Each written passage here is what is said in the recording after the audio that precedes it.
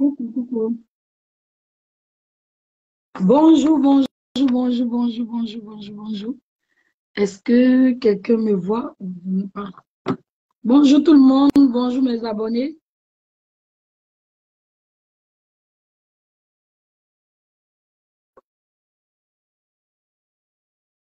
Est-ce que quelqu'un est connecté?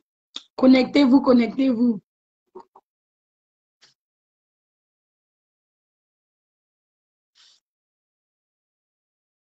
Allô? Ok.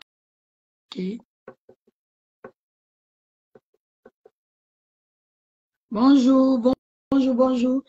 Mettez les cœurs pour voir si ça marche. Ok. Bonjour, bonjour, bonjour, bonjour. Là, je vais vérifier pour voir si ça fonctionne. Je ne vois pas les commentaires. Hum.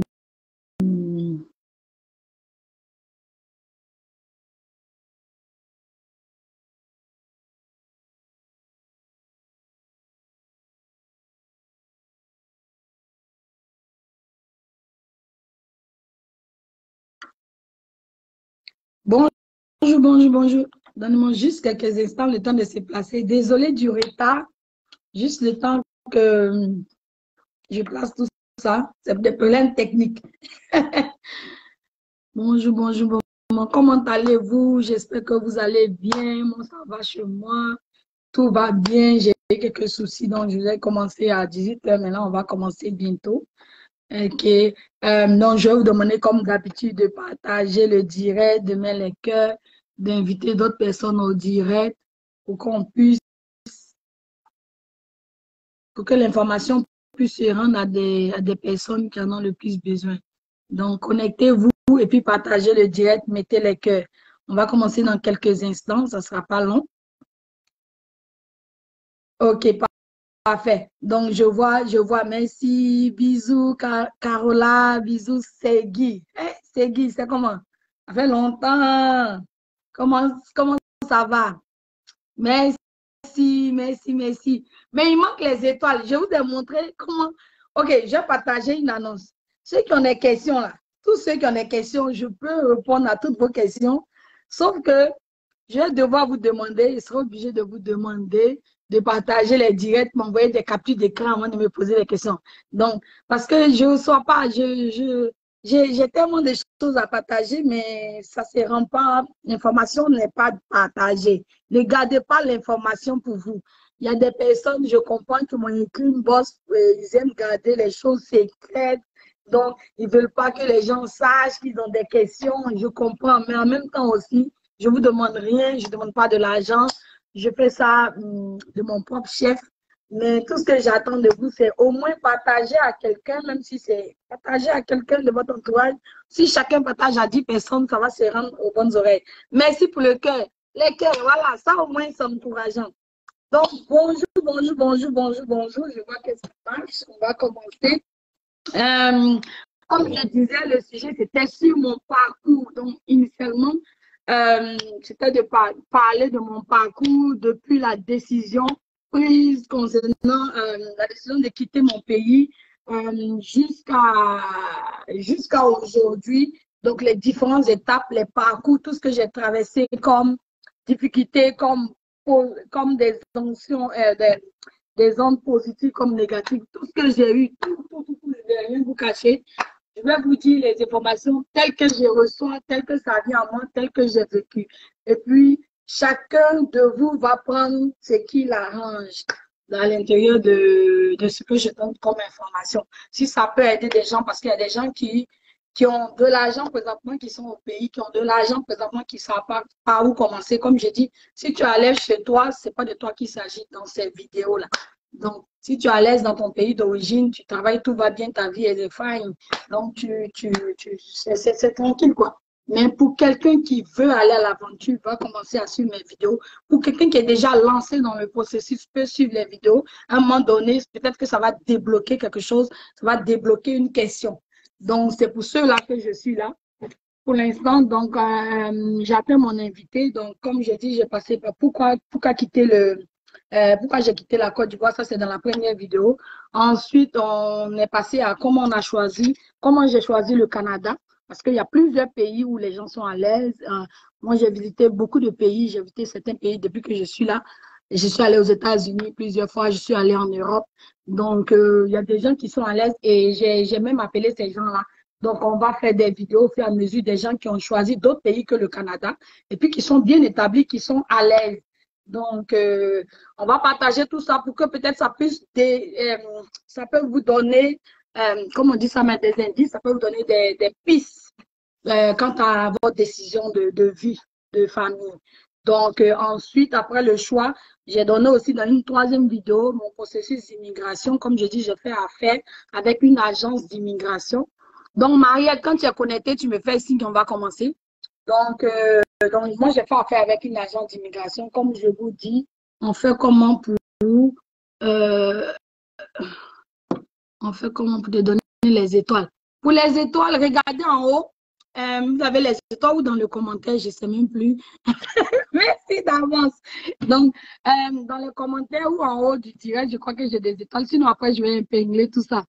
Donc, comme j'ai dit, mon processus d'immigration, moi, j'ai fait affaire avec une agence d'immigration. Je ne vais pas faire de publicité ici. OK, elle est connectée. Donc, je vais dire 2 secondes rapidement. Donc, j'ai fait affaire avec une agence d'immigration. Et puis, comme j'ai dit, c'est devenu coûteux. C'était coûteux dans le temps, mais c'est devenu encore plus coûteux. Et puis, comme il y a plusieurs modèles, comme je vous ai expliqué, et puis je vous ai étalé un peu mon plan d'immigration.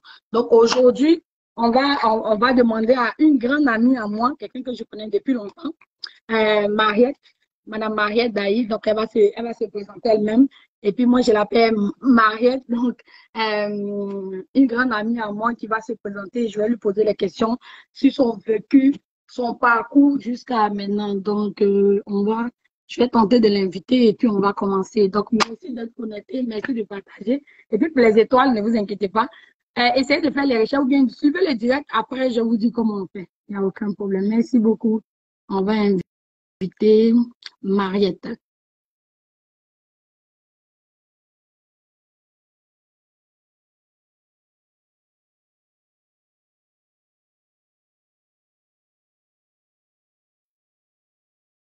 OK.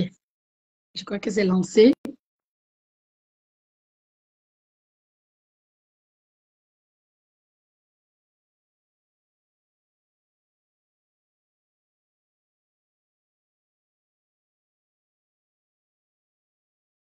Est-ce que c'est lancé? Non. Désolé.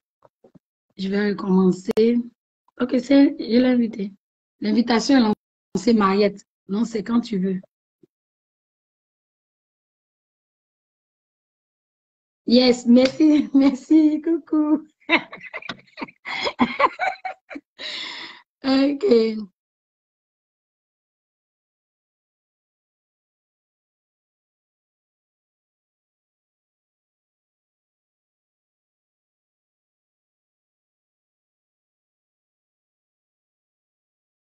Accepté. OK.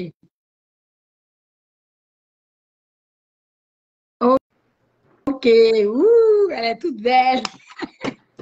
Bonjour, bonjour, bonjour, Mariette. Est-ce que tu Bonjour. m'entends? OK, parfait. Donc, ça fonctionne. Vous m'entendez? Oui, je t'entends très bien. Moi, je t'entends. Est-ce que quelqu'un peut mettre Benet là-haut? Est-ce que Benet, tu peux mettre si tu entends Mariette pour nous aider?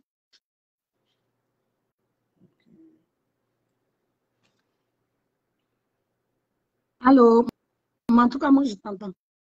Ok, moi j'entends aussi. OK, donc, J'entends aussi. de toute façon, eux, ils ont l'habitude d'écouter après. Et puis, comme Abidjan, les gens s'apprêtent à dormir, c'est pas grave. Ils vont pouvoir se connecter plus tard. Donc, comme j'ai fait un peu l'introduction avant que tu ne viennes, bonsoir, j'espère que tu vas bien. On va lancer le sujet. Donc, comme on a dit dans les publications précédentes, c'était de faire une série de questions avec toi pour que tu nous partages ton parcours concernant l'immigration au Canada.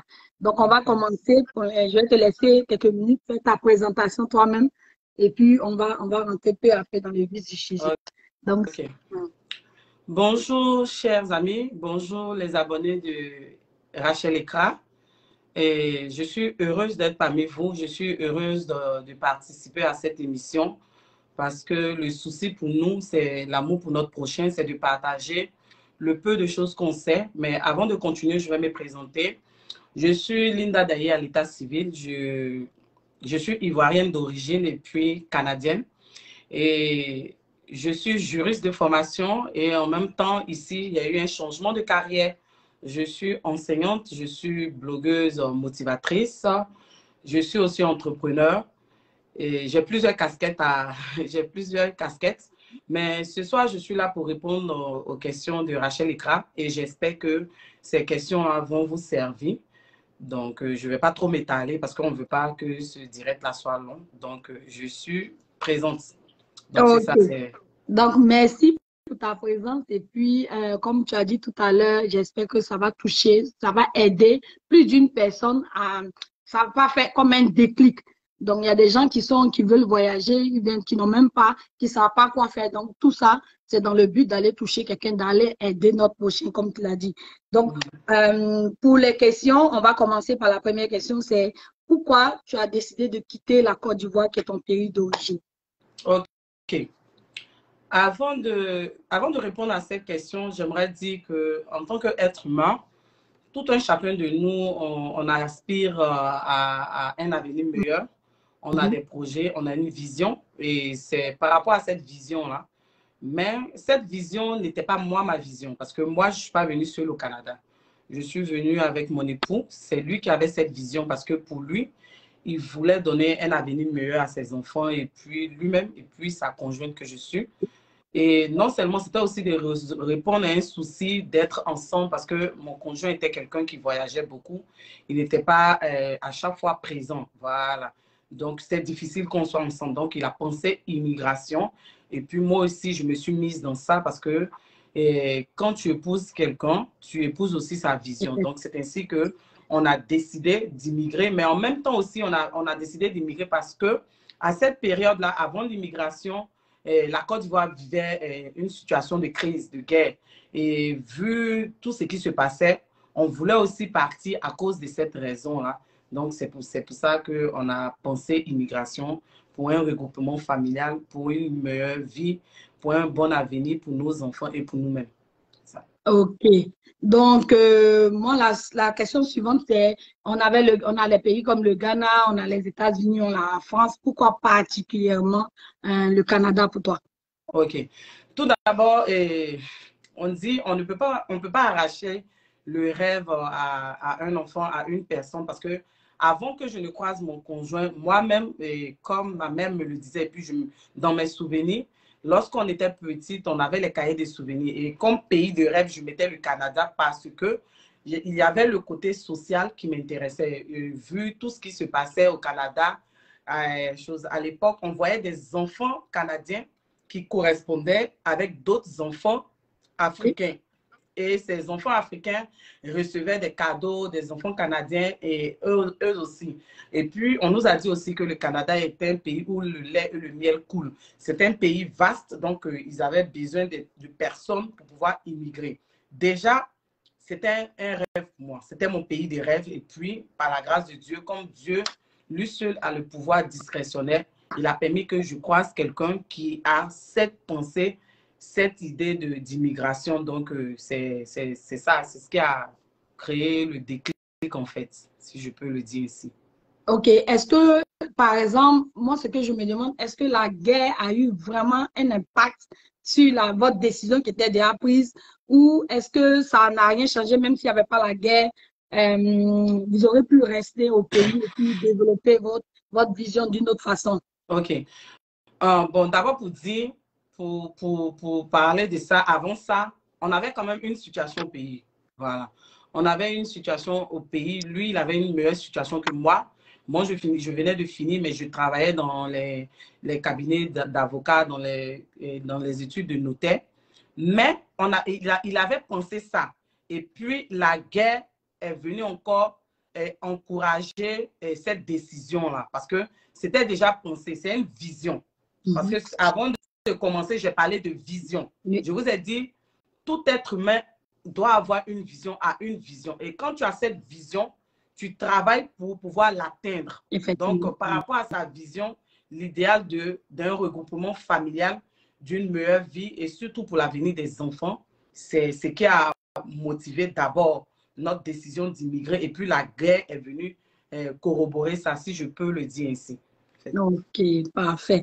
Donc, on arrive maintenant, la décision est prise, on doit partir. Comment est-ce que vous avez fait comme moi, affaire avec une agence d'immigration, ou comment est-ce que tu peux nous expliquer ton expérience quant au processus d'immigration? Comment ça s'est passé? Ok.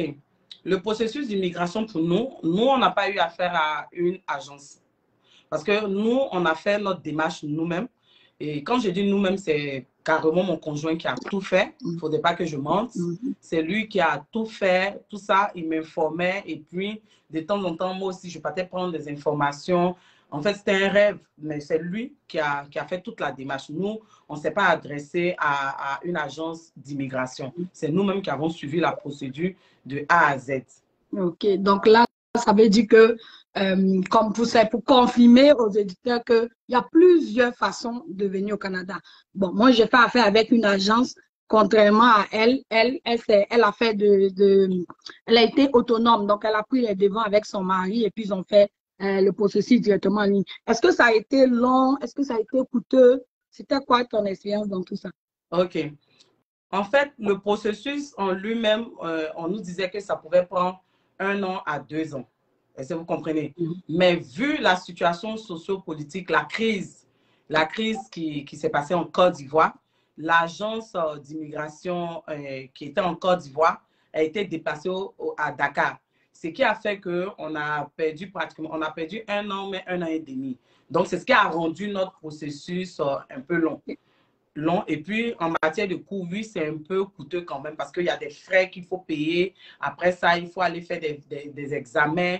D'abord, il faut avoir le CSQ. Après, maintenant, la résidence permanente, le CSQ, c'est d'abord d'être accepté par Québec et ensuite être accepté par les autres provinces.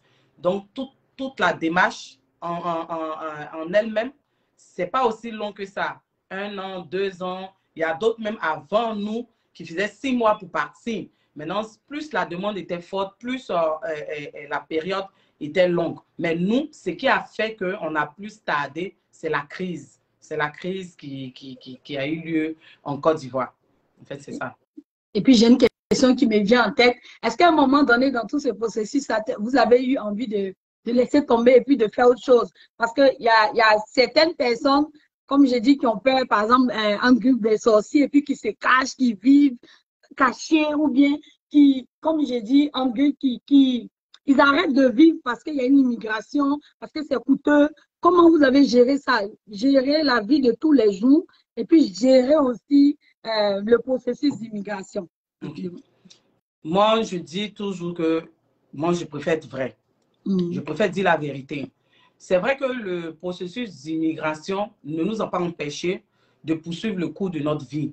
Mais arrivé à un moment, plus les choses tardaient à cause du fait que l'agence a été déplacée à Dakar, ça nous rendait un peu tristes. Bon, pas tristes, on était un peu, pas découragés, mais peut-être qu'on était un peu impatients. Mais quand tu as Dieu, tu te dis que toute chose concourt au bien de ceux qui aiment Dieu.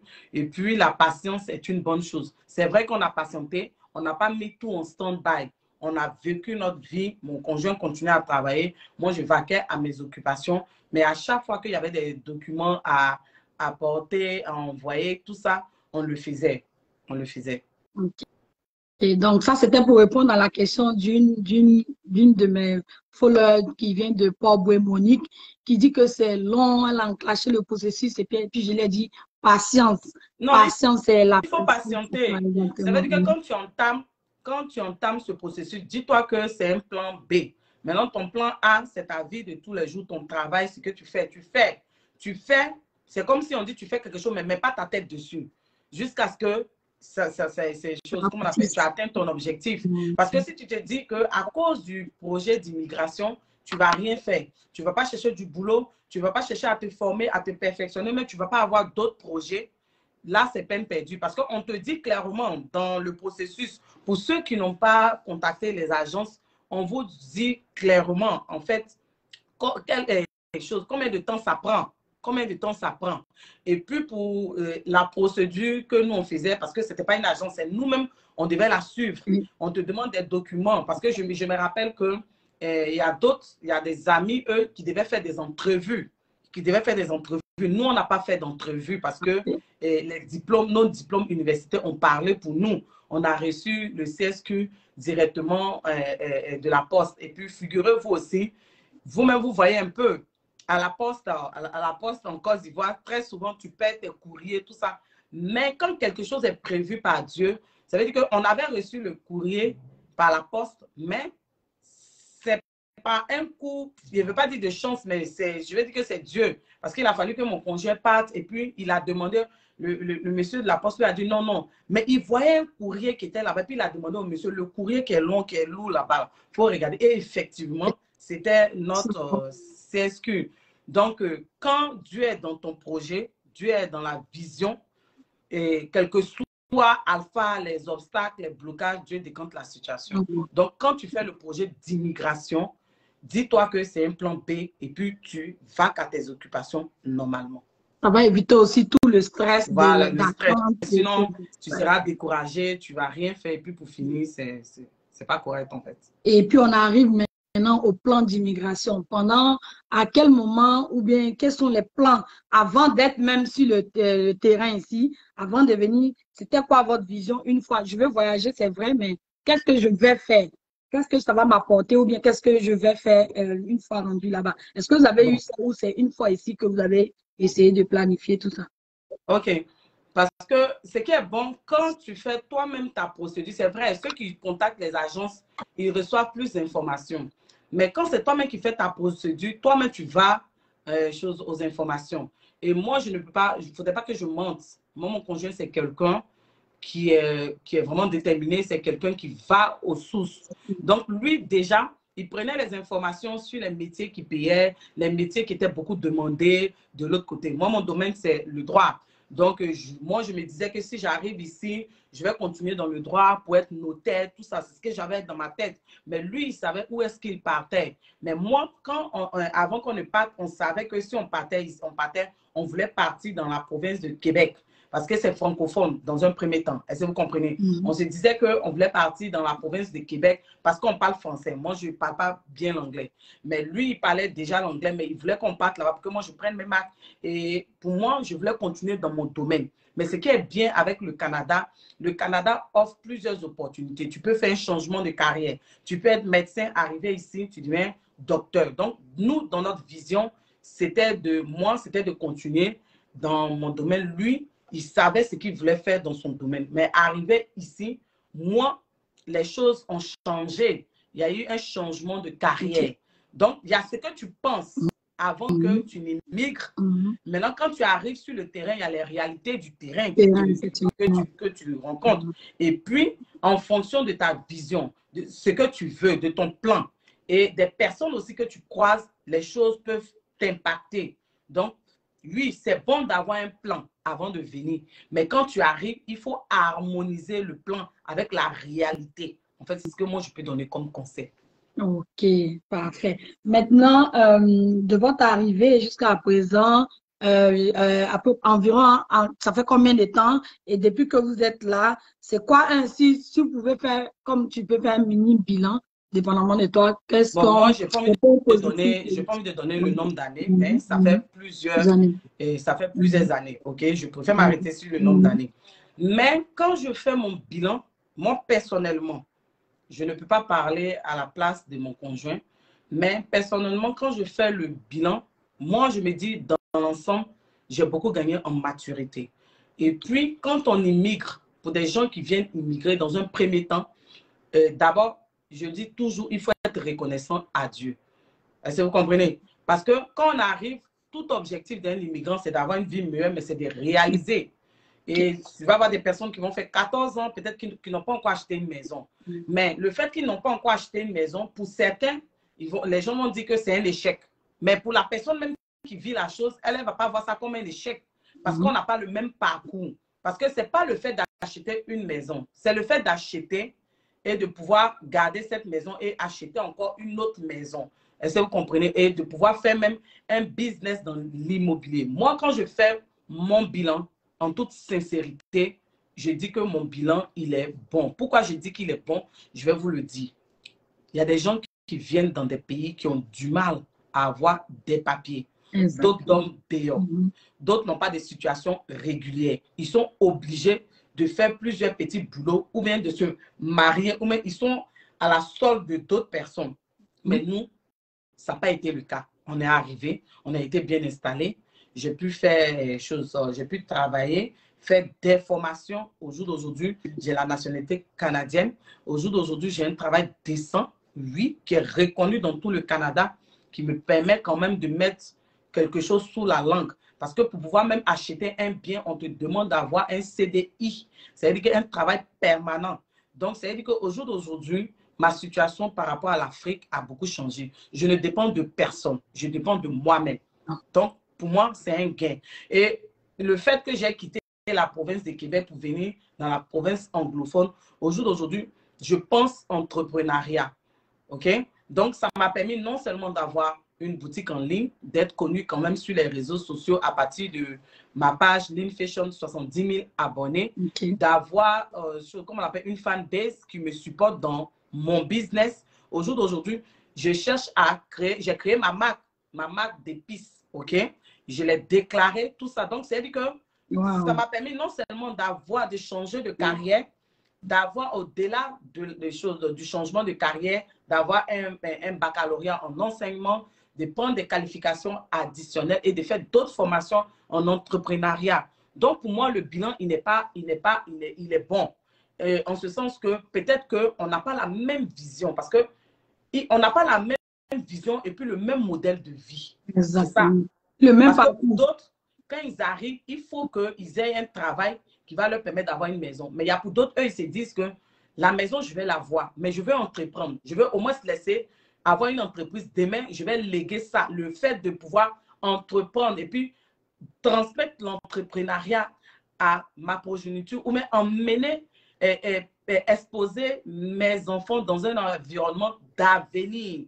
Ça, pour eux, et donner un mode de vie différent de ce qu'on a, ça pour une personne, c'est la réussite. Et surtout, inculquer des valeurs à nos enfants et puis permettre à nos enfants de connaître Dieu, c'est une réussite pour certains. Donc, moi, personnellement, mon bilan, il est bon. Mon bilan, il est bon. Et je dis merci à Dieu parce que à travers cette expérience, j'ai connu beaucoup de difficultés, beaucoup de preuves qui m'ont enseigné des choses, qui m'ont permis même d'être plus accroché à Dieu. Et à travers cette difficulté, j'ai compris les leçons de vie que Dieu voulait m'enseigner. Parce que le plus important, ce n'est pas d'avoir ces biens matériels. Moi, je me dis que la richesse qu'on doit transmettre à nos enfants, c'est non seulement de connaître Dieu, de savoir qui est Dieu dans leur vie. Et le fait que tu transmets ça à tes enfants, ça peut faire toute la différence dans leur vie. Et moi, ça a été le cas. Ma mère nous a montré Dieu. Et dans ces pays-là, vous savez que ce n'est pas facile. Ça n'a rien à voir souvent avec nos pays en Afrique. Mais si tu n'as pas Dieu, tu ne peux pas t'en sortir. Donc ça, pour moi, c'est le plus gros héritage que ma mère a pu me léguer et que moi, à mon tour, je lègue à mes enfants. Sinon, l'achat d'une maison, d'une voiture, ça, c'est des choses qui viennent. Je vais vous donner un exemple. Je me rappelle que lorsque Didier Arafat est décédé, les gens étaient en train de spéculer que malgré tous ses biens, il n'a pas pu avoir une maison, tout ça. Mais ce que les gens ne savent pas, avoir une maison, c'est une grâce de Dieu. Il y a des gens qui sont milliardaires, qui ont l'argent, mais qui n'ont pas un bien matériel. Est-ce que vous comprenez? Donc, il faut pouvoir te positionner selon le plan de Dieu, en fait. Et tant que tu as la vie, tant que tu respires, il faut croire. Il faut croire à ce que Dieu a prévu pour toi. Mais il suffit d'être au bon moment, au bon endroit et te positionner selon Dieu. En fait, c'est ça. En tout cas, ça s'applaudit parce que le bilan n'est pas négatif. Donc, c'était aussi pour donner... je vois ma grande sœur Judith. Sois saluée. Servant de Dieu, sois saluée.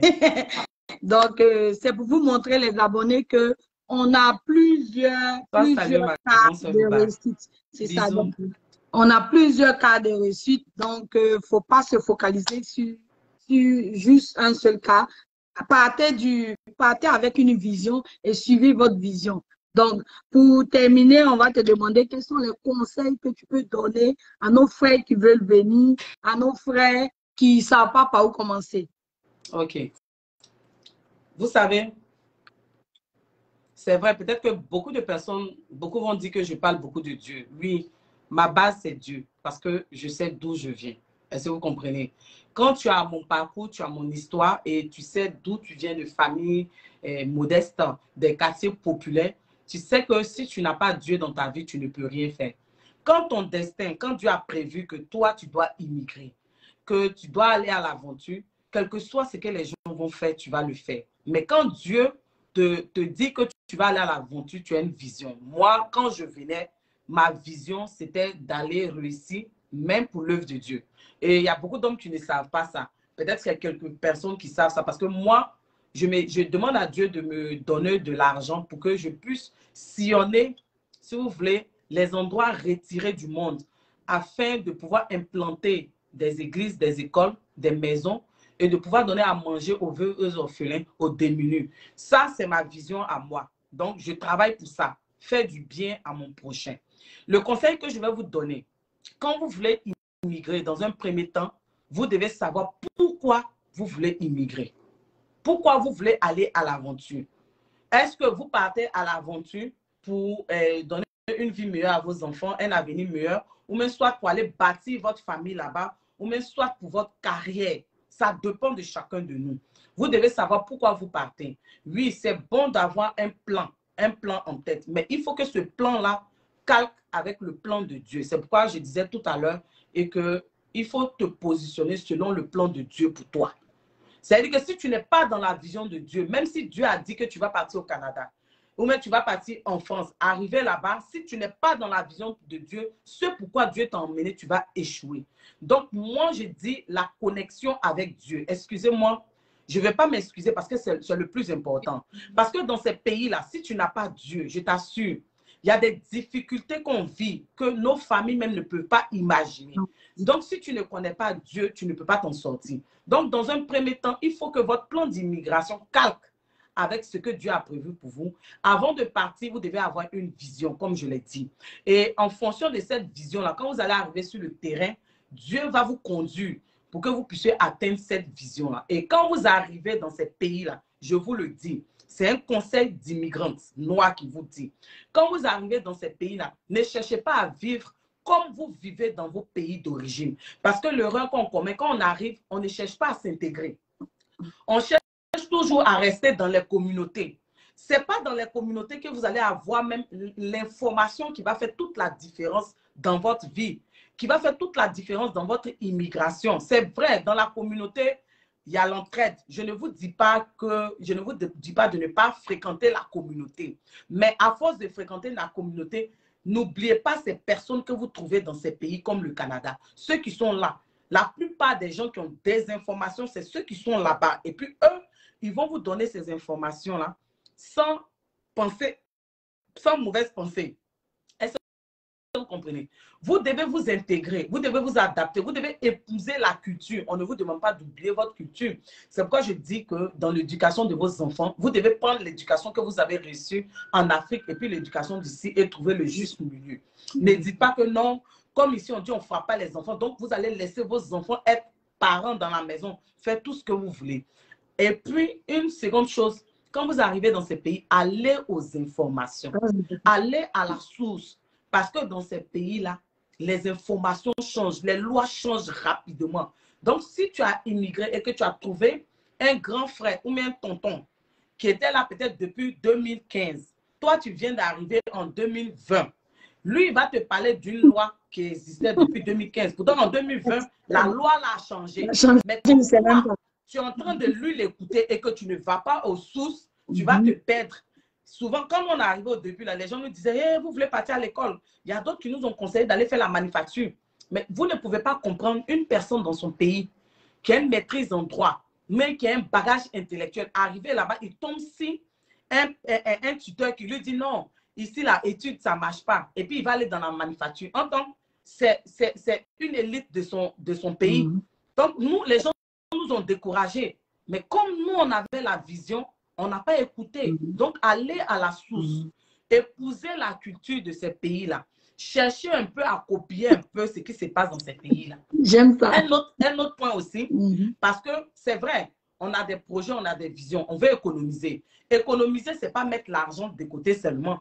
Économiser, là, c'est de maîtriser ton budget, mais savoir gérer tes provisions. Parce que si tu as prévu, par exemple, $500 pour ta nourriture, pour le mois, et que cette provision-là, tu la termines avant le mois, tu vas encore aller prendre l'argent quelque part puis venir la dépenser. Parce que d'autres disent que non, la gestion des provisions, ce sont les détails. Non, c'est maîtriser la gestion des provisions qui vont te faire toute la différence. Et puis quand vous arrivez dans ces pays-là, pardonnez, évitez de trop manger africain. Parce que, non, il faut qu'on se dise la vérité. Je parle par expérience. Parce que non seulement dans ces pays-là, la nourriture africaine coûte cher. Parce que ce n'est pas dans ton pays que tu trouves cette nourriture-là. Donc, il y a des gens, ils ne veulent pas manger la nourriture qu'ils trouvent. Je vous donne un exemple. Je le dis. C'est vrai, ça va faire rire, mais c'est la vérité. Je parle par expérience. Quelqu'un qui est habitué à manger sauce aubergine, chose, comment on appelle, jaune, ou même blanche qu'on paye en Afrique. Il arrive ici, Emma Bossé qui a mangé cléba, qui a mangé sauce aubergine. Comme il est arrivé ici, il n'a pas trouvé aubergine de son pays, il va tout faire pour aller payer 4 aubergines comme ça à 10 mais $15. Pourtant, l'aubergine violet qu'on trouve chez les Blancs ici, qu'on connaît chez nous aussi là, si tu enlèves même la peau verte là, ça te fait ta sauce aubergine. Est-ce que vous comprenez? C'est nous, on veut manger tout ce qui est africain, ça nous fait dépenser. Et puis quand c'est comme ça, on mange tardivement, on met souvent même notre santé en péril. Pourtant, quand tu peux manger ta nourriture africaine à midi, le soir, tu fais comme les Blancs. Tu peux faire un souper, les salades, les petits trucs. Je parle par expérience. Et puis, un autre point encore qui fait dépenser les immigrants, parce que j'ai lu un sondage, un article où on parlait de ça, que les immigrants sont toujours là en train d'acheter les vêtements à la solde, toujours en train de faire du shopping, toujours là en train d'être dans leur communauté, ils ne sont pas ouverts aux autres. Donc, les soldes là, les réductions, les discounts là, ça va toujours exister. Il y en a toujours. Quand vous voulez payer vos vêtements là, je parle par expérience. Demandez-vous, est-ce que c'est utile? Est-ce que c'est nécessaire? Parce que ça aussi, ça emmène les immigrants à ne pas épargner. Donc, pour conclure, ayez une vision. Et quand vous avez la vision, positionnez-vous selon le plan de Dieu. Quand vous arrivez dans ces pays-là, adaptez-vous à la culture de ce pays-là. Ça veut dire que on ne vous demande pas d'oublier vos origines, mais il faut pouvoir allier, mixer les deux et trouver le juste milieu. Ne restez pas dans vos communautés seulement. L'information, ce n'est pas dans la communauté seulement. Cherchez à avoir des amis blancs. Cherchez à avoir des amis arabes. Pourquoi je dis arabes? Les Arabes, ce sont eux qui détiennent les informations dans ces pays, je vous assure. Et dans les communautés, là, il y a les Arabes, il y a les Juifs, il y a les Grecs, si je peux m'exprimer. C'est-à-dire qu'ils ont tellement l'information, donc cherchez à côtoyer ces personnes-là. Ils vont vous donner des informations. Et puis, ce qui nous tue aussi, la recherche du gain. Quand on arrive dans ces pays-là, on veut tellement avoir l'argent pour réaliser, pour finir, on passe à côté de l'éducation de nos enfants. Je suis dans l'enseignement et la majorité des enfants qui se perdent, ce sont les enfants immigrants. Je suis dans l'enseignement. Les enfants immigrants, les parents n'ont pas souvent le temps de s'occuper de leurs enfants. Ils ne savent même pas qui est l'enseignant. Ils ne savent même pas avec qui les fréquentations de leurs enfants à l'école. Ils ne suivent même pas leurs enfants dans les devoirs.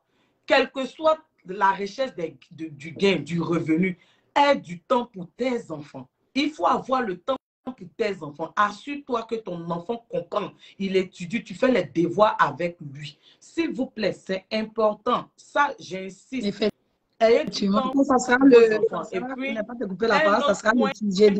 puis, un autre point, c'est que ces gens, les immigrants arrivent dans ces pays-là. Et puis, quand ils arrivent, au lieu de... Parce que ce n'est pas comme en Afrique.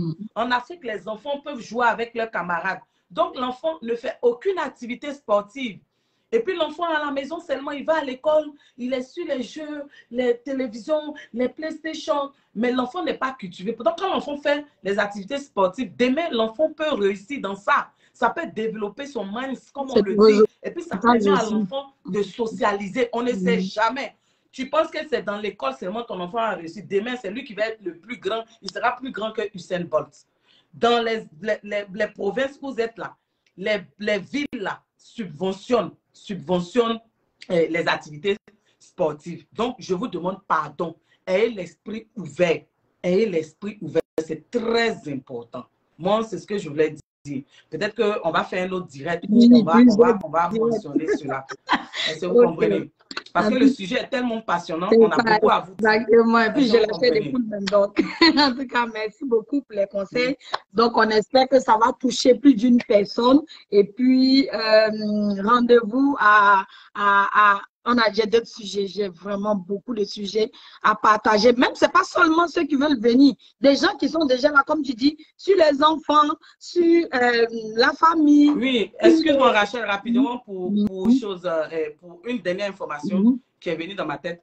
Quand vous immigrez et que vous arrivez, ne calquez pas votre modèle sur le mentor ou même le tuteur que vous avez trouvé là. Vous pouvez prendre ce qui est bon chez le tuteur. Parce que Rachel et moi, quand nous on est venus, on n'avait pas des personnes pour nous dire voici ici, voici comment on fait. On avait des amis aussi qui étaient venus peut-être avant nous, mais qui nous donnaient des informations. Mais arrivé un moment, nous-mêmes, on avait plus d'informations qu'eux. Est-ce que vous comprenez? Souvent, la personne a fait des années dans ce pays. Lui, il est dans la manufacture. Quand toi, tu vas venir, il va te dire que faut pas aller à l'école. Il faut faire manufacture comme lui. Quand toi, tu vas lui dire que moi, je pense être ingénieur, il va te dire, tu penses que ici, là, pour être ingénieur, là, c'est facile. C'est pas facile pour être ingénieur. Il faut aller travailler dans la manufacture. Donc, il y a des gens qui pensent que eux, leur vie, là, c'est la vie des autres. Donc, quand eux, ils viennent là, comme eux, ils sont dans la manufacture, mais ils ne sont pas allés à l'école, toi aussi, tu ne dois pas aller à l'école. Maintenant, si toi, tu n'es pas intelligent en tant que personne, tu vas les suivre et puis ton potentiel, tu vas le bousiller. Et puis, souvent aussi, il y a des gens qu'on trouve, ils ont des informations, mais ils ne veulent pas partager. C'est la raison pour laquelle je vous ai dit d'aller aux informations à la source. Parce que ce n'est pas tout le monde comme nous qui donne les informations, qui disent. Nous, il y a des amis qui sont venus dernièrement. On leur a donné plein d'informations qui a servi. Mais nous, quand on est venu, on n'avait pas des gens pour nous dire comment faire. Est-ce que vous comprenez? Je vous donne un exemple rapide et puis c'est fini. Quand on faisait la formation d'enseignante, dernièrement, il y a une camarade, elle, son mari, ils ont acheté les maisons. Mais elle est en train de me dire que lorsqu'on a donné le prêt et bourse, son grand frère lui a dit de bloquer ça, le prêt et bourse là, de bloquer parce qu'en Ontario, on vous donne ça en 2 temps. Ce n'est pas comme à Québec où on te donne ça chaque mois.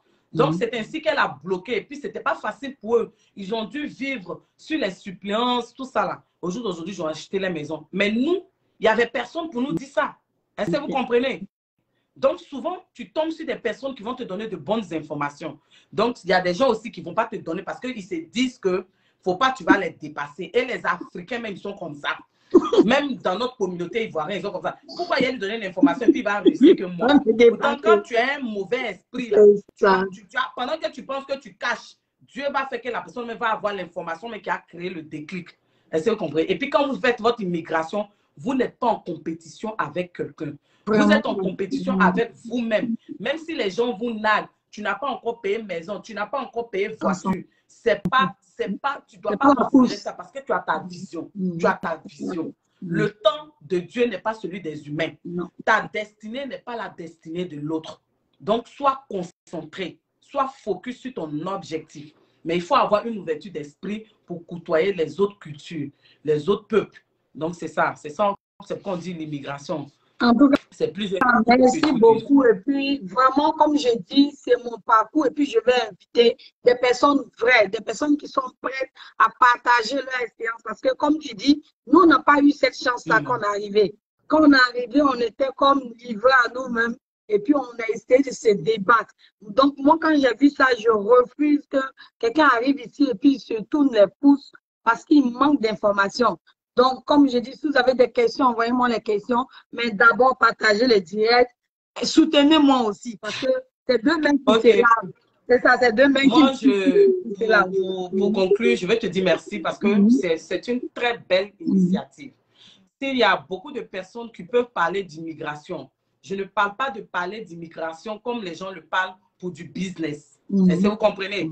On a besoin tous de s'entraider. S'il y a des personnes comme toi qui peuvent partager leur expérience, inviter d'autres personnes pour partager leur expérience et puis venir en aide à des personnes qui veulent se lancer mais qui n'ont pas le courage de se lancer, c'est bien.